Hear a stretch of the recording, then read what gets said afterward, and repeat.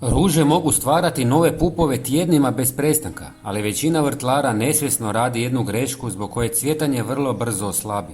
Danas ću vam pokazati dva domaća gnojiva koja mogu potpuno promijeniti način na koji vaše ruže cvjetaju tijekom ljeta.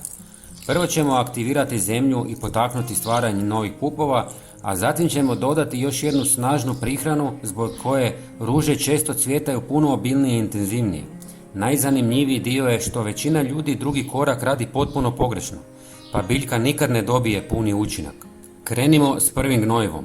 U posudu ulijte malo tople vode. Ovdje temperatura vode igra jako važnu ulogu. Ako koristite hladnu vodu, kvasac se neće pravilno aktivirati i učinak prihrane može biti puno slabiji. Dodajte jednu žlicu suhog kvasca. Kvasac pomaže da zemlja postane puno aktivnija, pa korijen lakše dolazi do hranjivih tvari i vlage. Sadrži vitamine i aminokiseline koje obogaćuju tlo i stvaraju bolje uvjete za stvaranje novih pupova.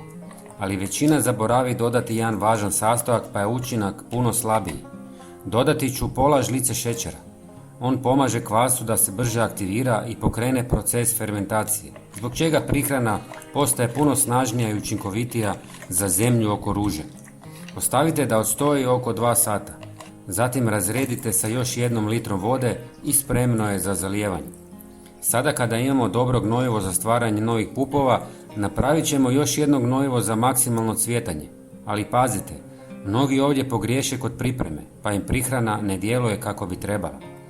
Natočite u posudu jako malo vode, oko 200 ml. Zatim dodajte 1 žlicu drvenog pepela. Drveni pepeo sadrži veliku količinu kalija, a upravo je kalij jedan od najvažnijih minerala za stvaranje velikih, snažnih i dugotrajnih cvjetova na ružama.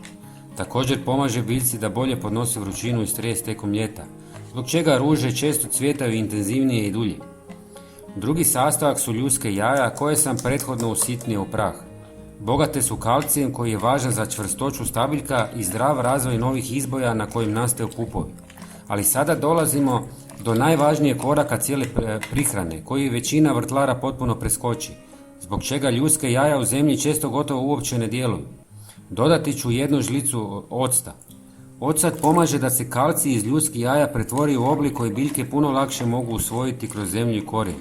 Ocat također reagira s alkalnim pepelom pa smanjuje njegovu jačinu, zbog čega prihrana postaje blaža i sigurnija za ruže kada se koristi u manjim količinama. Ostavite da odstoji nekoliko sati i zatim razredite s još 1 litrom vode. Ruže zalijevajte 10 dana nakon prihrane s kvascem. Napišite mi u komentarima jeste li već koristili neka domaća gnojiva za ruže i hoćete li isprobati ovu kombinaciju. Pozdrav!